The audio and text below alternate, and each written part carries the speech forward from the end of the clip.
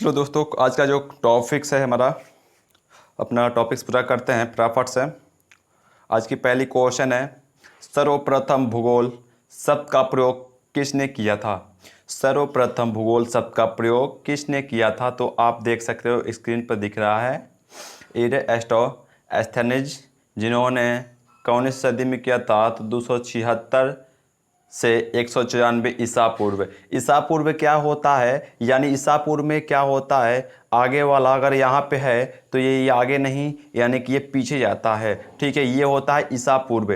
ठीक है दोस्तों, ईसा पूर्व होता है, यानी ईसा का जो अति है उनका जन्म से पहले की ये पूर्व जो मतलब ईस्वी को कहते हैं ईसा पूर्व। ठीक है, अगला क्वेश्चन इस तरह से, अगला, भूगोल के प्राथमिक स्तर पर व्यवस्थित करने का श्रेय किसको जाता है। किसको जाता है, तो यूनान के निवासियों को जाता है। यूनान के निवासियों को जाता है। इस तरह से अगला क्वेश्चन है दोस्तों, हिकेटियस के द्वारा लिखी गई पुस्तक कौन सी है। हिकेटियस के द्वारा लिखी गई पुस्तक कौन सी है, जस्ट पीरियड्स, अर्थात यानी पृथ्वी का वर्णन। और आगे देखते हैं अगला क्वेश्चन दोस्तों हमारा,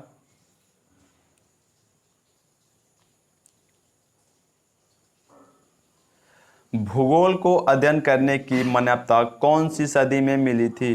भूगोल को अध्ययन करने की यानी भूगोल पढ़ने की जो मान्यता थी हमें कौन सी सदी में मिली थी, तो 19वीं सदी में मिली थी। कौन सी सदी, 19वीं सदी। देखो क्वेश्चन जो आ रहे हैं ना, बहुत ही इंपॉर्टेंट क्वेश्चन आ रहे हैं। ठीक है, आप इस क्वेश्चन को मिस ना करें प्लीज़, इसको नोट्स करें यानी कि नोट्स बनाएं, यानी अपने कॉपी पर इसको लिखें। और भी हालांकि ये क्वेश्चन बहुत ही बेहतरीन क्वेश्चन है आपके लिए, एग्जाम्स के लिए। ये क्वेश्चन सारे जो क्वेश्चन है आज का जो लूसेंट से हैं, ठीक है, लूसेंट से सारा क्वेश्चन है। अगला क्वेश्चन 5 नंबर, भूगोल की कितनी विचारधाराएं होती है, तो 2। कौन कौन होती है, तो देख सकते हो स्क्रीन पे आपको दिया गया है, संभववाद और निश्चयवाद होता है। ये 2 क्या होती है, भूगोल की विचारधाराएं हैं। इन विचारधाराओं के अनुसार ही भूगोल क्या होती है, यानी अपने में मतलब विस्तारित है। ठीक है, अपने आप में। ठीक है, चलो, भूगोल की परिभाषा किसने दिया, तो देखो भूगोल के परिभाषा जो है किसने दिया। ठीक है, ये नहीं है कि भूगोल की परिभाषा एक ही लोग दिए थे। हालांकि भूगोलिक जो मतलब भूगोलज्ञ जो है ना, बहुत सारे हो सकते हैं ना। अब मान लो किसी ने, जरूरी नहीं है कि चांद को किसी एक नहीं व्यक्ति देखा होगा, और भी लोग देखे होंगे। हालांकि वो भी कुछ दूसरा बताए होंगे कि नहीं चांद गोल है, किसी ने बताया होगा नहीं चांद थोड़ा टेढ़ा है, ऐसा है, मतलब वैसा है।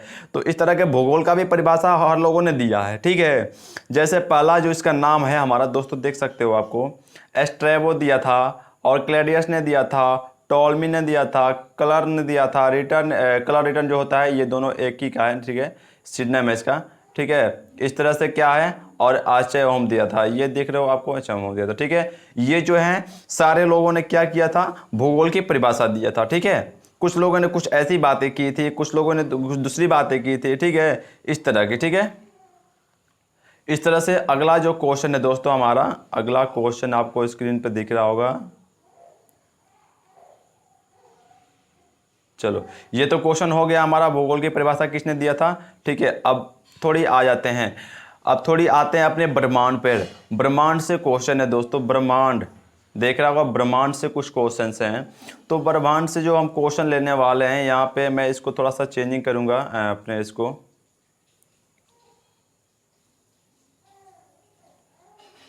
ठीक है, चलो, तो आप इसको देख सकते हो, चेंजिंग मैंने कर दिया।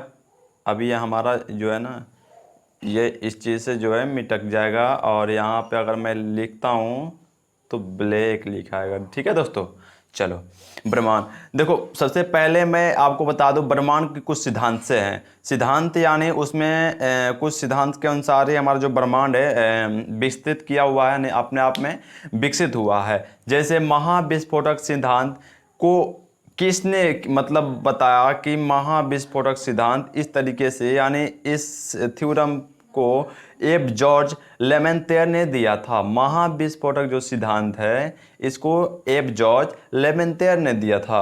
ठीक है, एक हो अगला जो अथी है सिद्धांत, समयावस्था जो सिद्धांत है, Thomas Gold and Hermann Bondi ने इसको क्या, ये सिद्धांत को मतलब वो किए थे। ठीक है, चलो, दोलन सिद्धांत एक होता है, दोलन सिद्धांत, जिसको डॉक्टर एलन संडेजा ने बताया था इसके बारे में, ठीक है। और दूसरी बात एस्फीति सिद्धांत है, एक एस्फीति सिद्धांत है, एस्फीति, ये दोस्तों एस्फीति है, एस्कीति हो गया लेकिन एस्फीति सिद्धांत है, ठीक है। अलेन गुथ ने दिया था इसको, ठीक है। अगला इस तरह से देख रहे हो, अगला जो क्वेश्चन है, आपको अगला क्वेश्चन दिखाता हूं। ये रही क्वेश्चन हमारे स्क्रीन पर, ठीक है, फटाफट से देख लो। तो महाविस्फोटक की घटना आज से कितने वर्ष पहले हुआ था? देखो एक चीज मैं बता दूं आपको और भी, कि महाविस्फोटक जो सिद्धांत है ये हमारे वर्ल्ड में सबसे फेमस है। इसको हम लोग ज़्यादा जानते हैं, और को जाने या नहीं जाने, लेकिन इसको ज़्यादा जानते हैं, जिसको एफ जॉर्ज ने, लेमेंथियर ने इसको क्या किया था बताया इसके बारे में, विशेषता इसको, मतलब जो भी है। तो महाविस्फोटक की घटना आज से कितने वर्ष पहले हुआ था, यानी उसको देखो कोई ना कोई एक्सपेरिमेंट करना ही होता है, अगर पता हो जाता है थ्योरम तो उसका, तो हालांकि इसका भी किया गया था, यानी आज से 13.7 अरब वर्ष पहले, यानी 14.25 लेके चलो, 14.25 वर्ष पहले इसको क्या किया गया था, इस यानी हाँ घटना को जी हुआ था। चलो अगला क्वेश्चन दिख रहा होगा आपको स्क्रीन पे, एक मेरा यहाँ पे MAP क्या है, तो MAP यहाँ पे जी, अगला MAP का मतलब क्या होता है? तो देखो सब लोग इसको यूज करते हो, लेकिन पता नहीं होती वो चीज़ें, हम भी यूज करते हैं, आप भी यूज करते हो, हालांकि जब हमें उसके बारे में, जब हमें जानकारी नहीं होती है तो पता नहीं होती है। कुछ ऐसे भी वर्ड्स होते हैं जो हम लोग यूज करते हैं, उसको पता नहीं होता। देखो माइक्रोवेव एनिस्ट्रॉफी प्रोब होता है इसका मतलब, यानी ये क्या है, देखो माइक्रोवेव, इसका फुल फॉर्म क्या होता है, माइक्रोवेव एनिस्ट्रॉफी प्रोब होता है, ठीक है दोस्तों। ये आपको मैं बताऊंगा आगे भी चल के इसके बारे में विशेष से। आगे क्वेश्चन देखते हैं अगला, पहले टाइम ज़्यादा लॉस होने वाला है, ठीक है, इसलिए।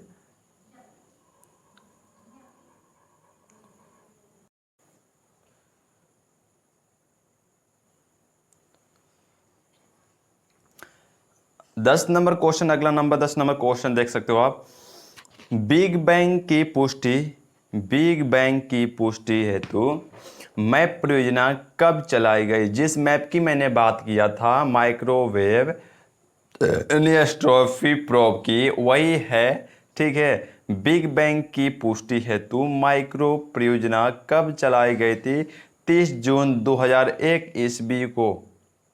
जो क्वेश्चन दिख रहा होगा आपको स्क्रीन पे दोस्तों, ये 30 जून 2001 ईस्वी को,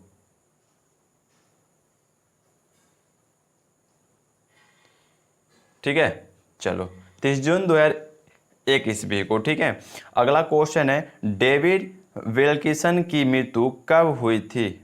डेविड विल्किसन की मृत्यु कब हुई थी? तो सितंबर 2002 में हुआ था, सितंबर 2002 में हुआ था, ध्यान रखें, सितंबर 2002 में हुआ था, ठीक है। इस तरह से अगला क्वेश्चन है हमारा, 11 फरवरी 2003 ईस्वी को MAP का नाम बदलकर क्या रखा गया? जिसको मैंने बताया माइक्रोवेव एनिस्ट्रॉफी प्रोब के बारे में, इसका नाम 2003 ईस्वी में बदलकर WMAP रख दिया गया। देखो W जो रखा गया ना, W की बात जो हो रही है दोस्तों, ये डेविड विल्किंस, जो विल्किंस है ना, विल्किसन के जो नाम पे ही रखा गया था, क्योंकि इनके द्वारा ही ये परियोजना चलाया गया था। MAP वाला परियोजना जो है इनके द्वारा चलाया गया था, बिग बैंग की पुष्टि के लिए इस परियोजना को चलाया गया था, ठीक है। इसलिए इनका नाम विल्किसन जो है, विल्किसन का पहला अक्षर रख दिया गया पहले, यानी विल्किसन माइक्रोवेव प्रोब कर दिया गया, एनिस्ट्रॉफी प्रोब कर दिया गया, ठीक है। अगला इस तरह से क्वेश्चन दोस्तों, ब्रह्मांड का व्यास कितना है? ब्रह्मांड की व्यास कितना है? ब्रह्मांड की बात देखो, ये क्वेश्चन आप इसको छोटा क्वेश्चन ना समझे प्लीज़। इसको क्वेश्चन को, कोई भी क्वेश्चन है उसको छोटा ना समझे, क्योंकि वो छोटा क्वेश्चन ही हमारे लिए कहीं ना कहीं एक दिन अगर हम ओवर कॉन्फिडेंस लेके चलते हैं तो हमारे लिए वो अच्छा नहीं होता है, ठीक है। इसलिए आप सारे क्वेश्चन को पढ़ते हुए चले, ठीक है। ये सारा क्वेश्चन लूसेंट से दोस्तों, सारा क्वेश्चन लूसेंट में मिलेगा आपको। अगर आप देखते हो तो लूसेंट में ज़रूर मिलेगा, अगर आप ध्यान से यानी केयरफुली उस लूसेंट को पढ़ोगे, सब्जेक्टिव लूसेंट को पढ़ो, आपको केयरफुली मिलेगा। वहाँ से सारा क्वेश्चन उठाया गया है लूसेंट से, ताकि आपको लूसेंट पढ़ना ना पड़े, ठीक है दोस्तों, पढ़ना ना पड़े, क्योंकि पढ़ने में मन नहीं लगता है सब्जेक्टिव क्वेश्चन, इसलिए मैंने क्या कर रखा वहाँ से ऑब्जेक्टिव क्वेश्चन लेके आया हूँ, ठीक है दोस्तों, प्रॉपर से। ये कोई क्वेश्चन व्यर्थ जाने वाली नहीं है, ठीक है। ब्रह्मांड का व्यास कितना है? 10 के पावर 8 प्रकाश वर्ष है। 10 के पावर 8 प्रकाश वर्ष है। कितना है? 10 के पावर 8 प्रकाश वर्ष है, ठीक है।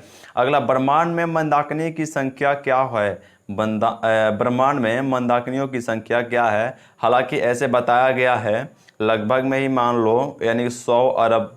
कितना अरब? तो 100 अरब। और दूसरी मैं एक चीज़ और बता दूं कि 100 अरब तो हमारा मंदाकिनी है। मंदाकिनी बनती कैसे? मंदाकिनी है क्या? तो दोस्तों, मंदाकिनी वो है चीज़, जैसे आप देखते हो कहीं एक आदमियों का समूह रहता है तो उसे झुंड बोला जाता है। इस तरह के तारों का समूह होता है मंदाकिनी। जहाँ पे तारों का इकट्ठा समूह होता है उसको एक मंदाकिनी बोला जाता है। जैसे हमारा मंदाकिनी है आकाशगंगा। हमारा मंदाकिनी क्या है? आकाशगंगा, जिसको दुग्ध मेला भी बोलते हैं। दुग्ध मेला ये बोलते हैं, यानी आकाश गंगा।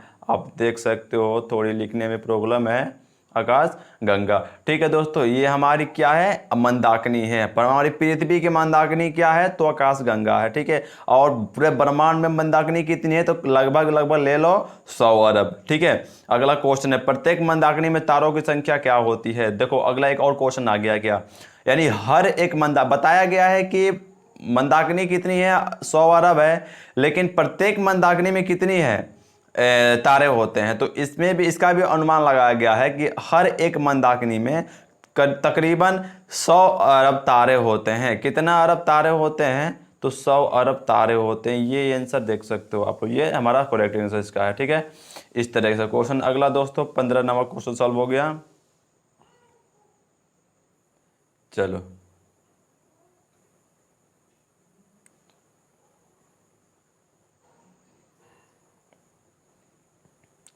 अगला क्वेश्चन, तारों के समूह को किस नाम से पुकारा जाता है? देखो पीछे ही मैंने बता दिया कि जैसे आदमियों का समूह का एक झुंड बोलते हैं, उस तरीके से इस समूह को क्या बोलते हैं?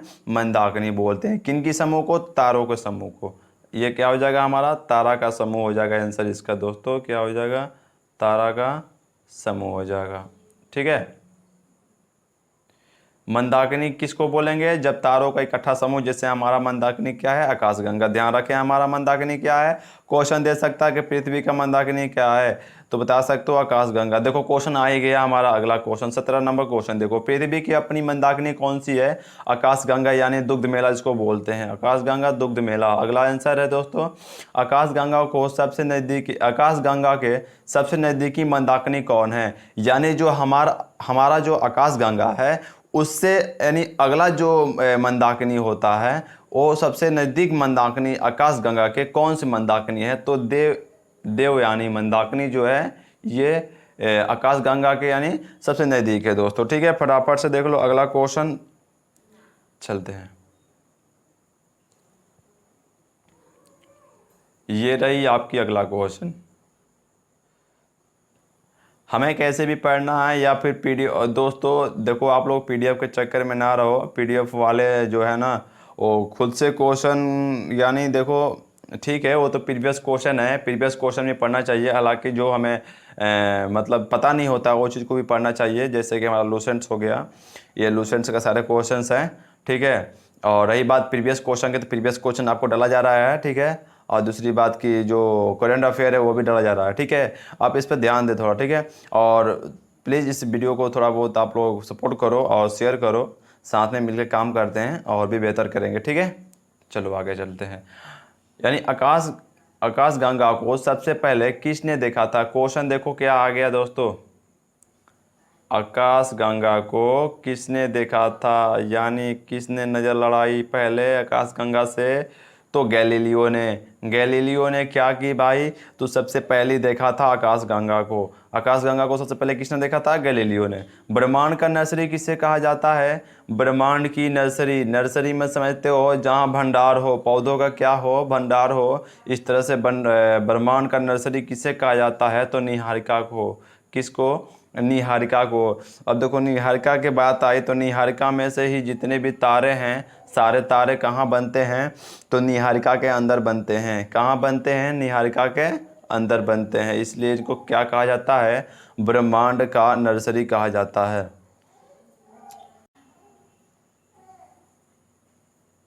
जी, अगला क्वेश्चन आपके सामने दिख रहा होगा, निहारिका के अंदर कौन सी तारे का जन्म नहीं होता है? देखो निहारिका के अंदर मैंने बताया कि निहारिका के अंदर क्या होती है, सभी तारों का जन्म होता है। तो एक चीज़ और ध्यान रखो आप लोग कि निहारिका के अंदर हर तारों का जन्म होता है बेदार दो तारों के। कौन कौन तारे हैं? तो एक न्यूट्रॉन तारा और एक श्याम बीवर। ये जो दो तारे हैं ये आपको स्क्रीन पे मैं दिखाता हूँ फिर से। ये न्यूट्रॉन तारा और श्याम बीवर तारा ये निहारिका के अंदर नहीं बनती है। ठीक है, चलो अब कर अगला क्वेश्चन 22 नंबर क्वेश्चन है, किन तारों को मृत तारा कहा जाता है? तो दोस्तों ये जो तारे हैं निहारिका के अंदर नहीं बनते हैं, और इन्हें भी ध्यान रखना कि जो तारा निहारिका के अंदर नहीं बनता है उसे भी हम लोग क्या कहते हैं? मृत तारा कहते हैं। यानी यह न्यूट्रॉन और श्याम बीवर, न्यूट्रॉन और श्याम बीवर जो तारा है ये हमारा मृत तारा बोला जाता है इन्हें। ठीक है, बारिश साबी जो तारे हैं इनको सभी तारों को जीवित तारा बोला जाता है। ठीक है, ये क्वेश्चन में आ सकता है दोस्तों। इस तरह का क्वेश्चन जो है ना आप मतलब वो इसको इग्नोर ना करें क्वेश्चन को। ठीक है, छोटा क्वेश्चन ना समझें, सारे क्वेश्चन हमारे लूसेंट से रिलेटेड हैं। ठीक है दोस्तों, चलो सुपरनोवा से उत्सर्जित पदार्थ कहलाता है, सुपरनोवा से उत्सर्जित पदार्थ कहलाता है निहारिका। क्या होगा? निहारिका। ठीक है, चलो इस तरह के अगला क्वेश्चन है हमारा,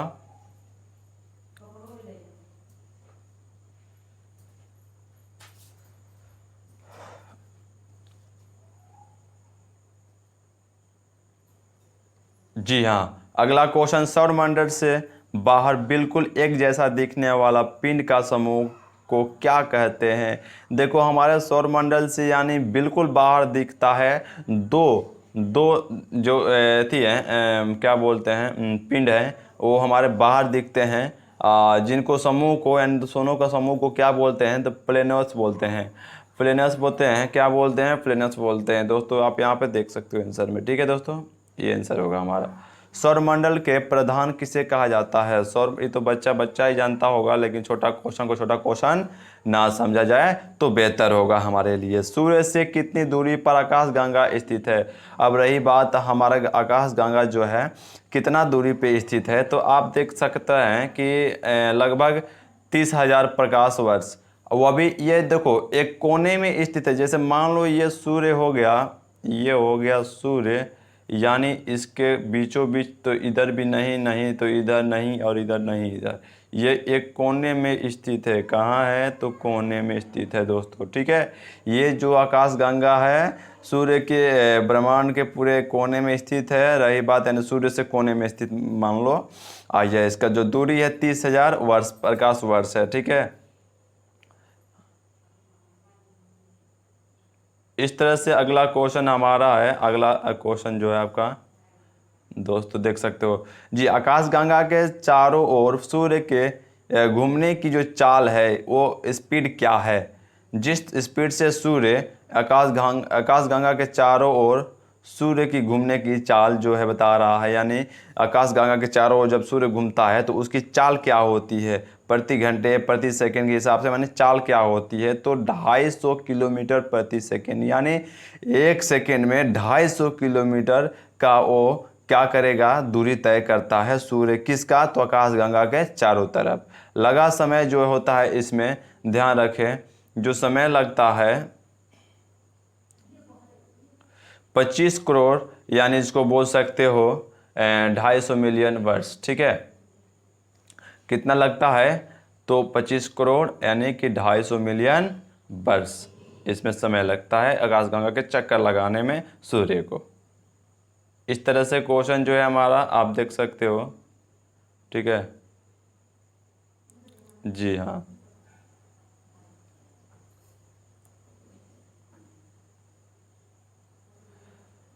चलो अगला क्वेश्चन, सूर्य अपने अक्ष पर किस दिशा में घूमता है? सूर्य अपने अक्ष पर किस दिशा की ओर घूमता है? तो आप ध्यान दो यहाँ पे एक चीज़, क्वेश्चन को ध्यान से पढ़ना भाई, गलती ना कर देना।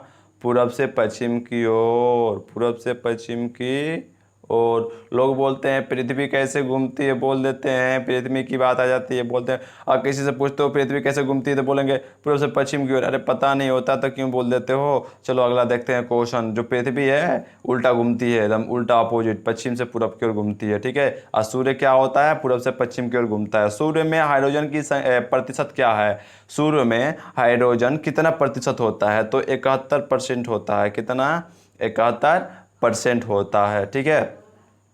चलो हो गया। और 26.5 हीलियम होता है, बाकी में सारे यानी अन्य होते हैं, ठीक है, बाकी में सारे और होते हैं। अगला, सूर्य का केंद्रीय भाग क्या कहलाता है? यानी सूर्य का सबसे बीच वाला भाग को क्या बोलते हैं? तो करोड़ बोलते हैं। क्या बोलते हैं दोस्तों? करोड़। दोस्तों क्वेश्चन को इग्नोर ना करें, सारा क्वेश्चन लूसेंट से है, सारा क्वेश्चन लूसेंट से है। आपका जितना भी क्वेश्चन है आपका इसमें हर एक क्वेश्चन लूसेंट से मिलेगा, लूसेंट से मिलेगा। आप लूसेंट पढ़ोगे ही तो आप क्यों ना वीडियो देखोगे, वहाँ से डायरेक्ट आपको ऑब्जेक्टिव मिल रहा है दोस्तों। वहाँ से सब्जेक्टिव पढ़ने की जरूरत नहीं है, आपको डायरेक्ट ऑब्जेक्टिव मिल रहा है दोस्तों। लूसेंट से सारा क्वेश्चन है दोस्तों मिल, ठीक है। सूर्य का केंद्रीय भाग क्या कहलाता है? तो करोड़ कहलाता है, ध्यान रखें, करोड़। ये रही सूर्य का हाइड्रोजन कितना प्रतिशत होता है? तो सूर्य में 71%। रही बात अगला क्वेश्चन 31 नंबर की, सूर्य के केंद्रीय भाग का तापमान कितना है? सूर्य के केंद्रीय भाग यानी बीच वाले भाग का तापमान कितना है? तो 1.5 गुणा 10⁻⁷ डिग्री सेंटीग्रेड होता है, यानी बाहर। और ठीक है, और दूसरी बात यह है कि इसकी जो बाहरी भाग है, ये तो बीच वाली भाग हो गया, और इसकी बाहरी भाग का जो तापमान है ये इतना है। कितना है? तो 6000 डिग्री सेंटीग्रेड है, ठीक है। इस तरह से अगला क्वेश्चन आपके सामने 32 नंबर क्वेश्चन। चलो 32 नंबर क्वेश्चन कर रहा, सूर्य की उम्र कितनी वर्ष यानी बताई गई है? सूर्य की उम्र कितनी वर्ष बताई गई है दोस्तों? सूर्य की उम्र कितनी बरस बताई गई है? 5 बिलियन बरस। कितनी बिलियन बरस? तो 5 बिलियन बरस, ठीक है, ध्यान रखें। सूर्य के चारों ओर प्रत्येक नक्षत्र मार्ग दीर्घवृत्ताकार हैं, ठीक है। ये जो चीज़ें मतलब बताया गया है कि सूर्य के चारों ओर प्रत्येक जो नक्षत्र मार्ग हैं दीर्घ यानी वृत्ताकार हैं, ये किसने बताया था? ये चीज़ बताना है कि ये किसने बताया था कि वृत्ताकार ही है, ठीक है। हाँ, ये बताया था केपलर ने। केपलर जो खगोलीय था, वैज्ञानिक जो था, जिसको खगोलीय बोल रहे हैं, ढूंढने वाला खोजी जो था, ये खोजी था ये केपलर। इसने बताया था कि ये क्या है, दीर्घवृत्ताकार है, ठीक है। भविष्य में सूर्य द्वारा ऊर्जा देने की समय क्या है? भविष्य में देखो सूर्य की जो ऊर्जा देने की जो ये निश्चित कर दिया गया है, लगभग मैं मान के चलो 10 के पावर 11 वर्ष। 10 के पावर 11 वर्ष करेक्ट आंसर है दोस्तों, सारा करेक्ट आंसर दोस्तों। ताकि मैं क्वेश्चन सारा वही लाऊंगा, लूसेंट से सारा क्वेश्चन है, सारा दोस्तों लूसेंट से क्वेश्चन है। क्वेश्चन को इग्नोर ना करें और क्वेश्चन को आगे बढ़ाएं फटाफट से।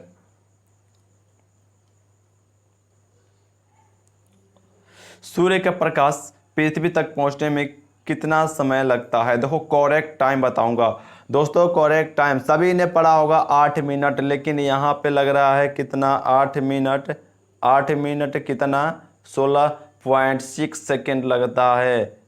देखो 16.6 सेकेंड लगता है। ये जो 6.6 को क्या बोलोगे? तो ये एक मिनी सेकेंड होता है। एक तो सेकेंड होता है लेकिन एक मिनी सेकेंड होता है दोस्तों, तो वही होता है 8 मिनट 16.6 सेकेंड होता है। सूर्य का व्यास कितना है? तो सूर्य का व्यास कितना है? क्वेश्चन देख लो अगला।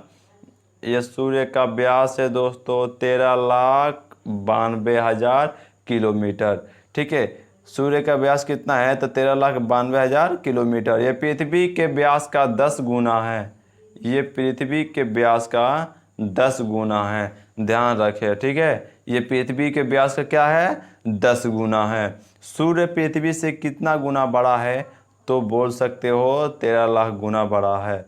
कितना बड़ा है सूर्य पृथ्वी से, कितना बड़ा है, तो 13 लाख गुना बड़ा है। ठीक है नस। अगला है सूर्य पृथ्वी से कितना गुना बड़ा है, तो 13 लाख गुना बड़ा है। आप देख सकते हो, जी हाँ 13 लाख गुना। 52 ग्रह कौन कौन से हैं?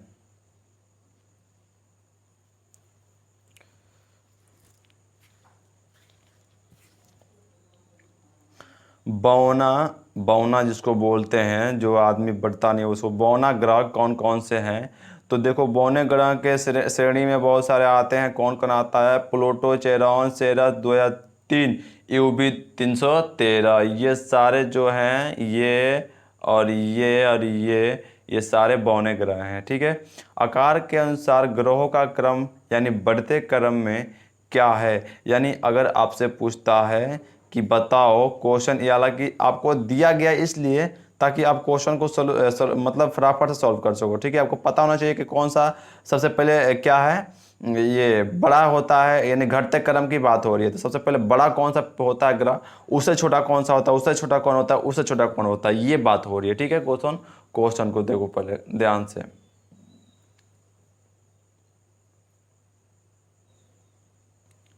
चलो, आकार के अनुसार ग्रहों का क्रम जो है घटते क्रम में है। पहले सबसे पहला बड़ा है, देखो बृहस्पति। जो बृहस्पति ग्रह है ना, बृहस्पति ग्रह जो है सबसे बड़ा ग्रह होता है दोस्तों। इससे जो छोटा ग्रह है ना शनि ग्रह, उसके बाद जो आता है ना अरुण ग्रह आता है, उसके बाद वरुण आता है, उसके बाद पृथ्वी, उसके बाद मंगल, अब बाकी उसके बाद बुध जो होता है सबसे छोटा होता है, और बृहस्पति जो होता है सबसे बड़ा होता है। ठीक है। ये जो दो ग्रहों की क्वेश्चन ज़्यादा आएंगे, आपको आगे भी मिलेगा, कभी ना कभी मिल जाता है। ठीक है। हालांकि ये क्रम है उनको। ठीक है। सबसे बड़ा तथा सबसे छोटा ग्रह कौन? देखो यहीं पे क्वेश्चन आ गया, 40 नंबर क्वेश्चन। देखो सबसे बड़ा तथा सबसे छोटा ग्रह कौन है? तो सबसे बड़ा का है बृहस्पति है, और उसके सबसे छोटा क्या है? बुध ग्रह है दोस्तों। ठीक है। फटाफट से देख लो, और क्वेश्चन को आप लोग इग्नोर ना करें प्लीज। सारा क्वेश्चन लूसेंट से है, ध्यान रखें, सारा क्वेश्चन लूसेंट से है। सूर्य से दूरी के अनुसार ग्रहों का क्रम बढ़ते क्रम में। अब देखो सूर्य से कौन ग्रह सबसे नज़दीक है, फिर उससे कौन सा दूर है, उससे, यानी इस तरह से दूरी के अनुसार। ठीक है। हाँ, जैसे सूर्य से सबसे कम दूरी पे कौन है, तो सबसे कम दूरी पे बुध होता है।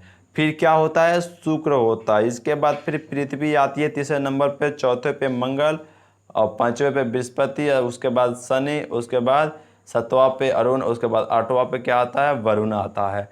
ये हमारा क्रम हो गया, दूरी की क्रम हो गया। इसे नोट्स बनाए जरूर दोस्तों, इसका नोट्स जरूर बनाए, स्क्रीनशॉट लेके नोट्स जरूर बनाए, क्योंकि ये क्वेश्चन बहुत ही इंपॉर्टेंट क्वेश्चन निकाला गया है लूसेंट से। सारे क्वेश्चन जो है लूसेंट के हैं दोस्तों, इसे मिस ना करें क्वेश्चन को। चलो एक और क्वेश्चन है दोस्तों हमारा, द्रव्यमान के अनुसार ग्रहों का क्रम बढ़ते क्रम में, यानी सबसे पहले छोटा फिर बड़ा फिर छोटा, यानी छोटा फिर बड़ा फिर बड़ा फिर बड़ा फिर बड़ा, ऐसे बताया गया है द्रव्यमान के अनुसार। किसके अनुसार? द्रव्यमानों के अनुसार। चलो सबसे पहला जिसका द्रव्यमान है ये सबसे कम द्रव्यमान जिसका है मैं बता दूं, बुध ग्रह का है। उससे थोड़ी सी अधिक मंगल की है, और उससे थोड़ी अधिक शुक्र की है, उससे अधिक पृथ्वी की, उससे अधिक वरुण की, उससे अधिक वरुण की है, और उसके बाद कौन है? तो शनि की है, शनि ग्रह की है, और उसके बाद बृहस्पति ग्रह की है।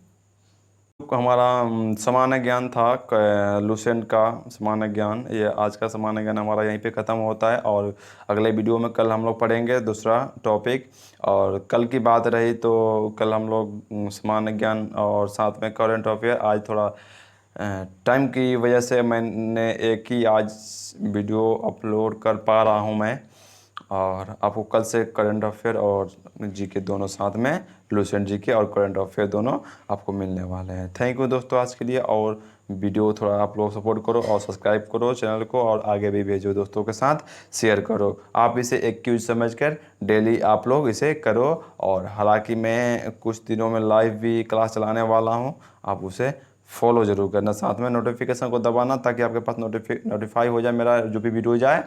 और ये ना हो कि जी हाँ, आपको जानकारी ना हो हमारे वीडियो का। ठीक है, थैंक यू दोस्त।